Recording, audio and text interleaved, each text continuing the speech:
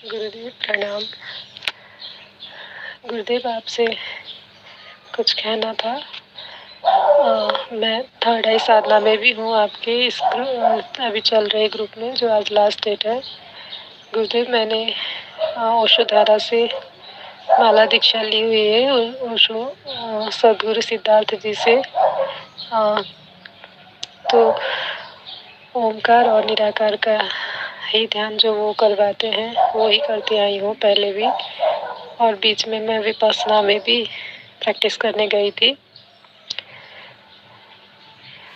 गुरुदेव मुझे ये पूछना है कि जो ओशो धारा में साधना होती है ओमकार और निराकार की और गोविंद के सुमिरन में रहने के बारे में वो बताते हैं, और देवी देवता और इष्ट देव जो शिव कृष्ण विष्णु गणेश हनुमान जी इन सभी से भी हम सहयोग ले सकते हैं। इष्ट देव से भी अपनी साधना में गति करने के लिए ऐसा वहाँ भी बताया जाता है। अभी पिछले साल से जब ऑनलाइन शुरू हुआ तब फिर मैंने ज्वाइन किया ध्यान साधना करने के लिए, नहीं तो बीच में मेरी साधना रुकी हुई थी। 2006 में मैंने माला दीक्षा ली थी। उस टाइम मैंने 1-2 साल साधना किया, बहुत अच्छा लगा था। फिर मैं घर पे ही अपने आप करती आई हूँ। बीच में मैं विपස්සना में भी प्रैक्टिस करने गई थी। तो मेरी साधना इतना जो एक्सपीरियंस अभी हुए इतना नहीं हो पा रहा था। अभी पिछले साल के लॉकडाउन से फिर मैंने कुछ देर ज़्यादा बैठना और ध्यान करना स्टार्ट किया। तो गुरुदेव मुझे आपसे ये जानना है कि आपकी साधना कैसे डिफरेंट है।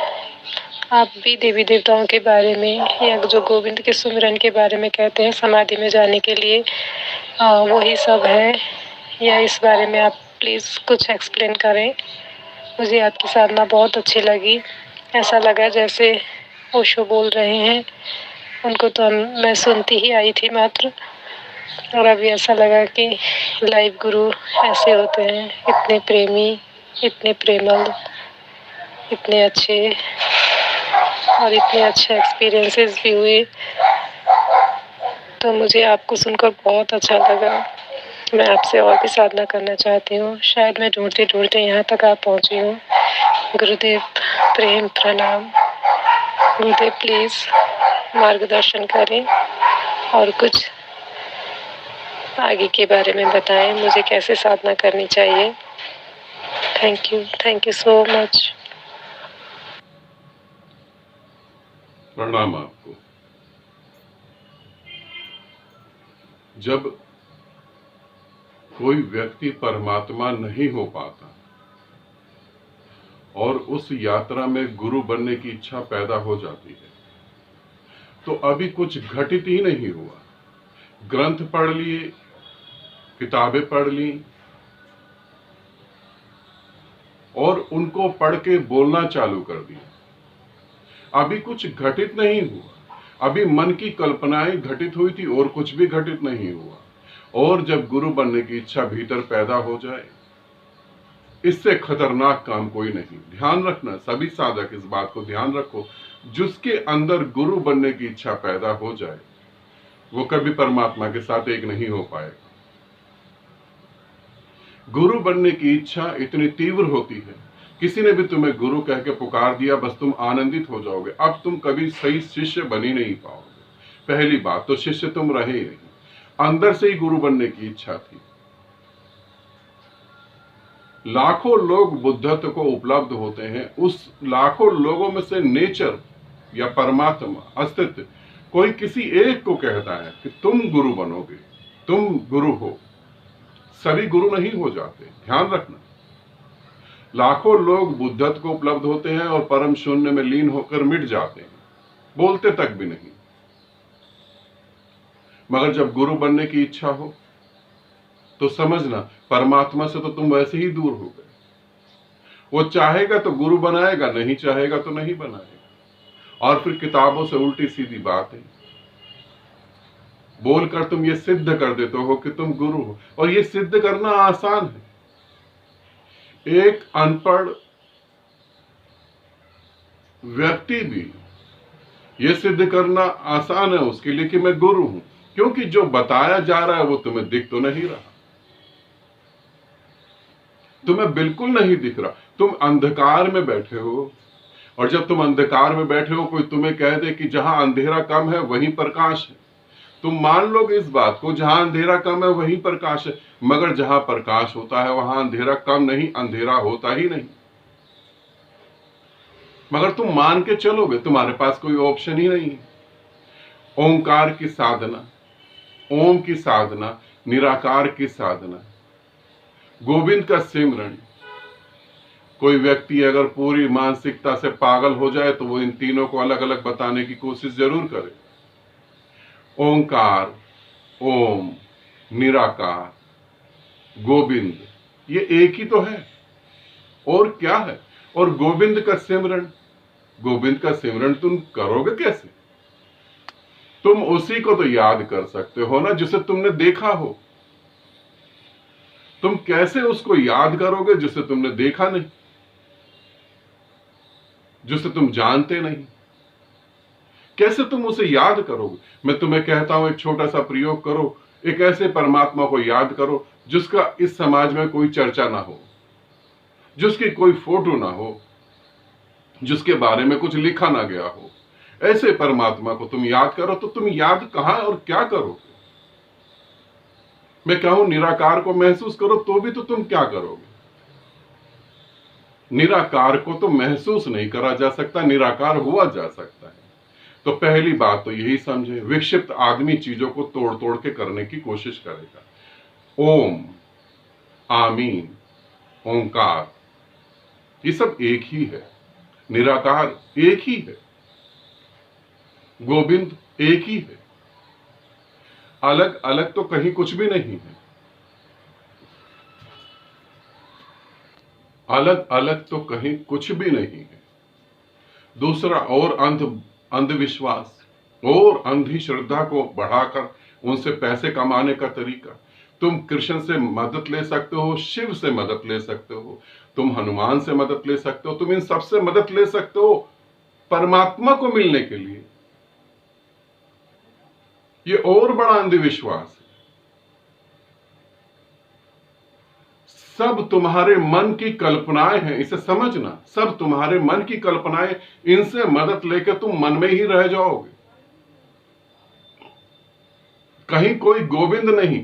गोविंद अगर कहीं है तो वो तुम खुद हो, अपने को पहचानो। बुद्ध ने एक बार बोला अंतिम शब्द, अप दीपो भव। अपने दीपक स्वयं बनो। वही मैं तुम्हें बोल रहा हूं। बुद्ध ने बोला अपने दीपक स्वयं बनो। जब तुम अपने दीपक स्वयं बनोगे तो जो तुम्हें पता लगना है वही तो मैं तुम्हें बोल रहा हूं। तुम ही गोविंद हो, तुम ही परमात्मा हो, तुम ही वो प्रकाश हो। अब उसे जानो, और उसे जानने के लिए तुम्हें इनकी मदद की जरूरत नहीं। ये तो तुम्हारे मन की कल्पना है। अब बहुत सारे साधक वीडियो देख के सोचेंगे मन की कल्पना कैसे, वो भी मैं तुम्हें बताऊं ताकि तुम इसे समझ सको। आज तुम मुझे देख रहे हो, मैं तुमसे बोल रहा हूं, बात कर रहा हूं, तुम मुझे छू सकते हो, मैं तुम्हें गले लगा सकता हूं, मैं तुम्हें आशीर्वाद दे सकता हूं। अब मैंने शरीर छोड़ दिया, मैं यहां से विदा हो गया। अब तुम मुझे फिर मिलना चाहोगे, तुम मुझे फिर याद करोगे, तो कैसे याद करोगे? शरीर तो 5 तत्वों से जुड़ा था, वो पांचों तत्व अपने अपने स्थान पर वापस चले गए। अब तुम किसकी कल्पना कर रहे हो? सोचो थोड़ा सा, किसकी कल्पना कर रहे हो? जो है नहीं तुम उसकी कल्पना कर रहे हो। कृष्ण कभी थे,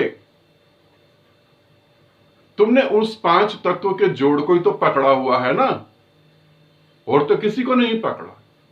वो 5 तत्व अपनी अपनी दिशा में चले गए। अब जिसकी तुम कल्पना कर रहे हो वो कृष्ण नहीं, वो तो निराकार है। मगर तुम लगे हो माला पहना, लड्डू चढ़ा, धूप बत्ती कर, निल्हाओ उसे, कपड़े पहनाओ उसे, तुम अपनी कल्पनाओं में मस्त हो। और मजेदार बात है, इस कल्पनाओं में मस्त रहने के कारण तुम्हारे अहंकार को भी तृप्ति मिलती, विकास तो कुछ नहीं होता। अब बाल गोपाल को तुम करे जाओ जो करना है तुम्हें, लड्डू गोपाल पता नहीं क्या क्या तुमने नाम रख दिए। इसी तरीके से समझो कहीं कोई देवी देवता नहीं, कहीं कोई देवी देवता का कोई अस्तित्व नहीं। यदि तुम्हें परमात्मा होना है, अपने भीतर जो बैठा है उसे जानना है, तो इनसे मुक्त हो जाओ। बहुत सारे साधकों को मेरी बात पसंद नहीं आएगी। मेरे कुछ साधक हैं, मुझे वो शिव मानते हैं, ठीक है, श्रद्धा है, मगर वो जो फोटो में शिव है उसे भी शिव मानते हैं।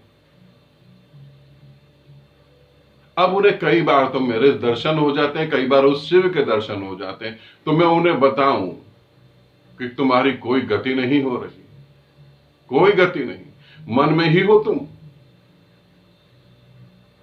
मेरे शरीर की तुम कल्पना कर सकते हो, ठीक है, एक तरीके से जुड़ाव हो सकता है, मगर फिर भी मैं तुम्हें चाहूं तुम सूक्ष्म रूप से जुड़ो, निराकार रूप से जुड़ो।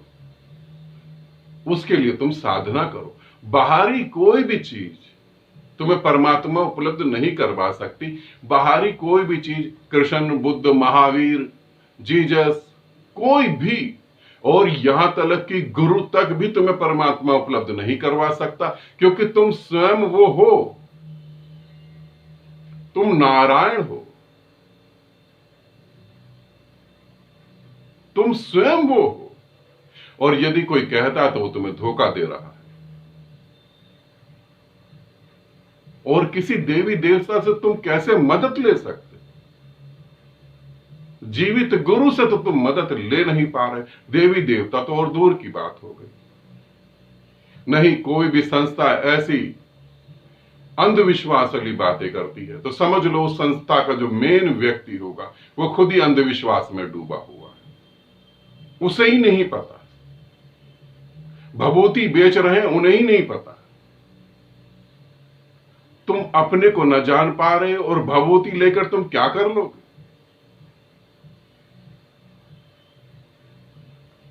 अगर कोई गरीबी से पीड़ित हो और थोड़ा समझदार हो तो धर्म के नाम पर बिजनेस अच्छा चल सकता है और बहुत अमीर हो सकता है।